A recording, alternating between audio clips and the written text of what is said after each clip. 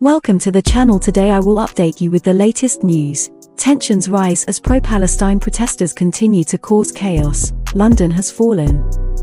Chaos in the heart of London. The city's streets, once the epitome of order, now bear the scars of relentless turmoil. Protests fueled by flames of discontent have erupted time and time again. Pro-Palestine activists using the city's iconic landmarks to convey their message. The battle lines are drawn and the fate of London hangs in the balance. Will order be restored or will chaos continue? To music, Rain Sky News Digital Originals presents London has fallen ever since Hamas attacked Israel on October 7. Pro-Palestine protests have swept across the world, nowhere more so than London. The world is watching as chaos ensues in the historic city. Unfortunately, the pro-Palestinian protests have become a coalition between those who are genuinely concerned about the plight of the Palestinians and those who are just anti-Semitic and malicious and hateful and have no problem screaming hateful things on the streets of our capital, and it's really deeply unfortunate. I mean, if you look at the sort of pro-Israeli protest, they're more like vigils. You know, this is a nation that's been traumatized by the events of October the 7th, and they really just want to see peace in the region. However, way people disagree on how to achieve that, but you have pro-Palestinian marches that are intimidating MPs. You know, we had basically a conscience vote in the Commons last week where they asked for a ceasefire, which obviously has no bearing on what the Israeli government chooses to do, was just a symbolic vote. But you had people harassing MPs to the extent that MPs actually abstained from voting to have their views on the matter showed in one way or another, and it's really deeply unfortunate and concerning. I mentioned last week that Greta Thunberg, congregation of the mentally unwell, where she talked about no climate justice on occupied land, and you're seeing elements of that ignorance and to a large extent genuine malicious behavior on a lot of pro-Palestinian protests. And it's so sad that London has effectively become the capital of our anti-Israeli sentiment. Britain is the canary and the coal mine retta on this, I'm afraid to say, and this is a damning indictment of the state of Britain today. And you know, we mentioned how bad it is elsewhere. I mean, what we saw outside of the Sydney Opera House, for example, with the blatant and open anti-Semitism. But I think you're right. What we see here is it's just so widespread in Britain. We've been accepting net migration figures of over 600,000 people net a year. That's,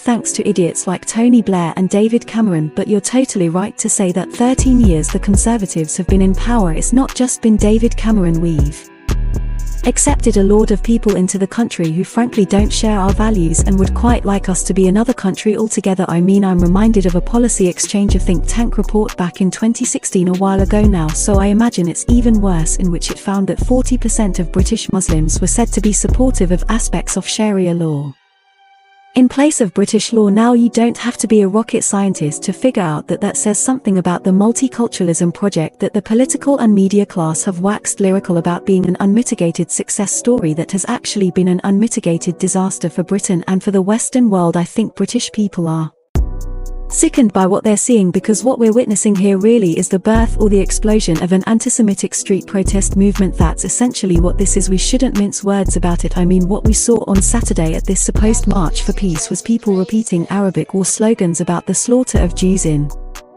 the 20th century. There's video footage of people saying "kill all the Jews" quite openly. There's placards in which the Star of David is presented with a swastika in the heart of it, and people suggesting that Gaza is paired with a wit. Again, racist taunt after racist taunt. And even if you want to dismiss that as a few bad apples, there's a lot of people, particularly on the British left, have tried to do the organisers of this march. The Daily Telegraph did an investigation the other week. Half of the groups behind organising these marches have links to Hamas, and not even 6 degrees of separation. We're talking about one of the groups in particular was founded by former Hamas chief who for some reason now lives in London. So we need to take this very seriously. I think what not since the black shirts have we seen such a sustained intimidatory presence on Britain's streets in menacing the Jewish community. And what sickens me most is that there are still many people in positions of influence who don't seem to be taking it that seriously at all. Unfortunately, I found myself, and I know Mom and Dad are watching from the farm tonight, so I hope they don't freak out when I let them know this, but my hotel ended up being right in the midst of the 100,000 plus pro-Palestinian protest that we saw here yesterday in London, and I had been out and about for the afternoon. Came across the protest really on Twitter, so I was quite surprised. Let's say that the Australian embassy didn't have any, or the High Commission didn't have any warnings. So I'd say to the High Commissioner Stephen Smith, maybe you need to have a look at the information you're providing to Australian citizens in the UK, because I got my Information about the protest from Twitter, now known as X, but also the US Embassy had really good information about where it was happening and the timing, so to get back to my hotel, the cabbie, bless him, had to drop me a couple of blocks away, so I had to walk through the Hamas pro-Palestinian protest to get back to my accommodation. It was still the afternoon, but I decided to cancel my evening plans because I simply didn't feel safe. Coy, like, it was really intimidating, it was really confronting. I cannot believe that we have 100,000 plus, I assume, UK citizens and or residents protesting in favor of a terrorist organization that has just attacked Israel and killed innocent citizens in Israel, and there are hundreds, 100,000 plus people on the streets of London protesting Hamas pro-Palestine. It was really scary. My heart breaks. I really feel for anyone Jewish living in London. You would feel incredibly unsafe, but I really can't believe the government is letting this go on. This was all happening in and around Westminster, so the Parliament, in around some of London's key tourist attractions like the National Gallery. It's a bit beyond belief, Coy, and it's pretty scary. This has become a reality check for the country. People are saying there's been a rise in hate and anti-Semitism. There hasn't been a rise, they're just people that are feeling emboldened enough to display their views, and it's kind of shaken Britain to the core because it's made us realize actually we're living in a country with people that do not share our values, that hate this country, and it's a massive reality check. Obviously the police has been not as helpful as they could have been. They've been seemingly quite biased in how they manage certain protests, some over others, but really this is a huge wake-up call for the country. Well, it seems like for the foreseeable future they're showing no signs of abating, with the biggest one that we've seen so far, and I think ordinary people really need to take this very, very seriously. I don't want to see a crackdown. I don't think you can fight this kind of hatred with censorship, but I think everyone does need to stand up against these protests because of the open bigotry on display, because of how much British Jews are being menaced at this point, and also because of a point that you made, which is that anti-Semitism is a particularly deranging form of racism. When a society has such open expressions of it, you're going down a particularly dark path. So I would just urge everyone, the conscience essentially, to oppose what is going on, because history won't be kind to those people who don't. In a solemn commemoration, nations around the world observed Remembrance Day on November 11th, honoring the sacrifices of military personnel who lost their lives in the line of duty during conflicts. This holds profound significance as it serves as a poignant reminder of the human cost of war and the importance of preserving peace through ceremonies and moments of silence.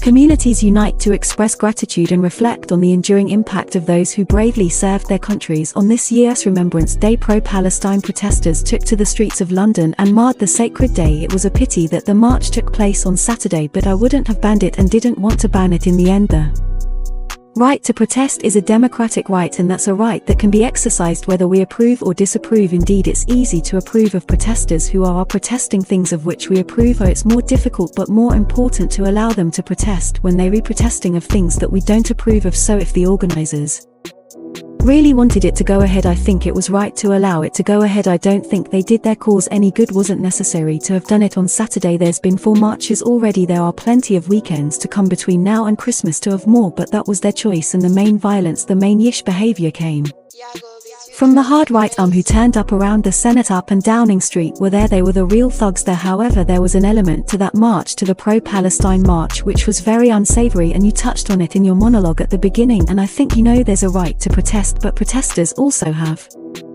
obligations, and their obligation is to stay within the law and within the bounds of democratic legitimacy and proper protest. And I'm afraid anti-Semitism and race hatred and shouting yet and a clear context of wiping Israel out is not acceptable, and the police will need to get much tougher in that and leave the bulk of the peaceful demonstrators to get on exercising the democratic rights. There was also a veteran, Rita, and it broke my heart. I felt really angry seeing this story. There a veteran called Jim Henderson, Scottish bloke, and he described being kicked and punched in his back and side as he fought to get the money he'd been collecting for the Poppy Appeal out of Edinburgh's Waverley Station, a major train station in Britain, and eventually the station staff had to step in and rescue him. That was during a Palestinian occupation. If you ask me, it's a damn disgrace, and now we found ourselves in a position where these people think they're above the law, and that's what Celebran was trying to address. Those are the very issues that she was speaking of, that other cause of two-tier policing, where these people on our streets think that they are totally above the law. It simply does not apply to them. Now, of course, there are videos that we've seen as well that two-tier police, and being totally evident in those, we had right-wing activists taken to the street, but I actually think a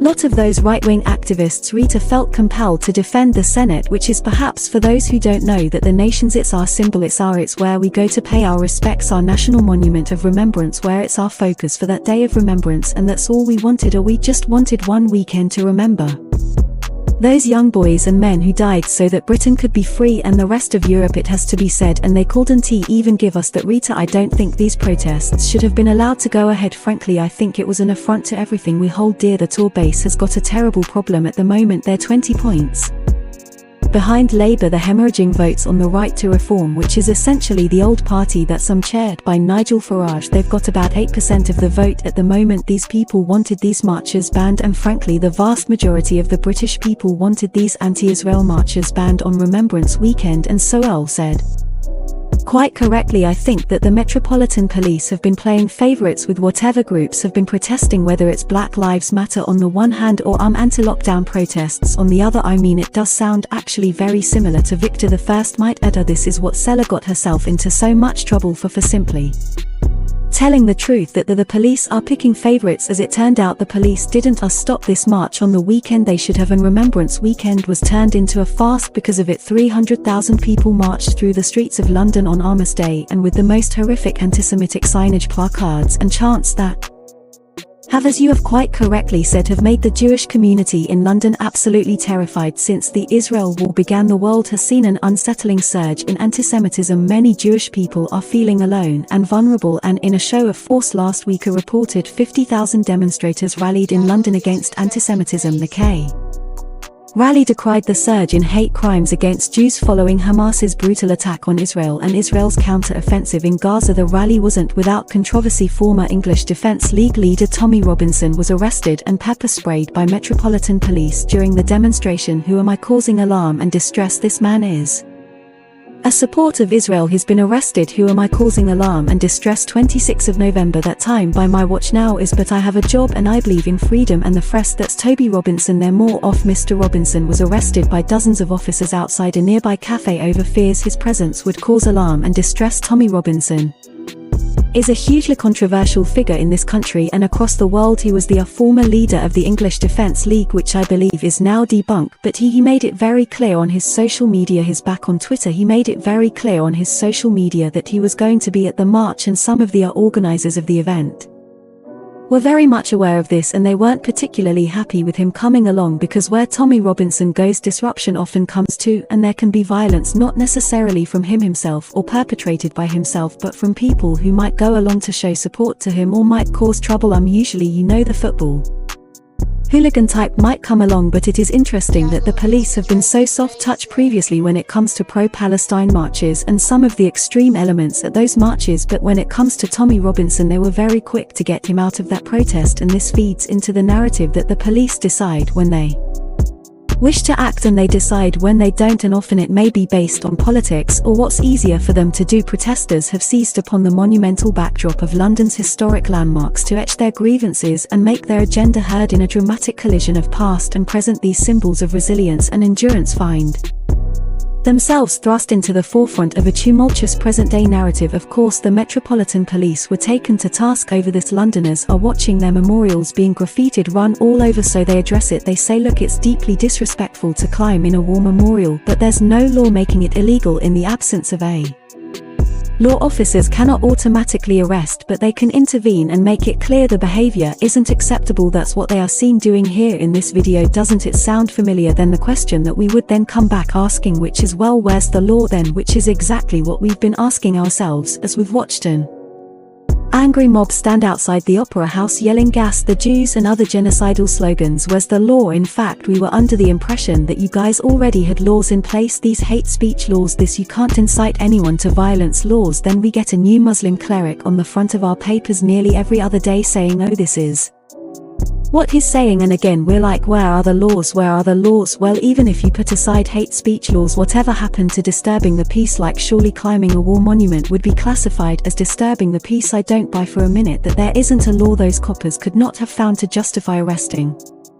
Those people, I mean, could you climb any other public monument or any other public building and not be taken down and taken away for at the very least your own safety? I refuse to believe that they could not have arrested. I think at the end of the day it's the same point that we've kept coming back to over the last few weeks, which is they are afraid. They don't want to start an all-out war with these people because they know they are outnumbered. Worse, the protesters know the police are outnumbered, and that would turn into potentially a bloodbath. London is a city that has been tested time and time again and has weathered a multitude of challenges, enduring fires, surviving attacks in times of war, and confronting the spectre of terrorism as the pro-Palestine protests unfold. London's response to this latest trial will determine the course of its narrative in the pages of history. Only time will tell if the city can resurge from this latest time of unrest.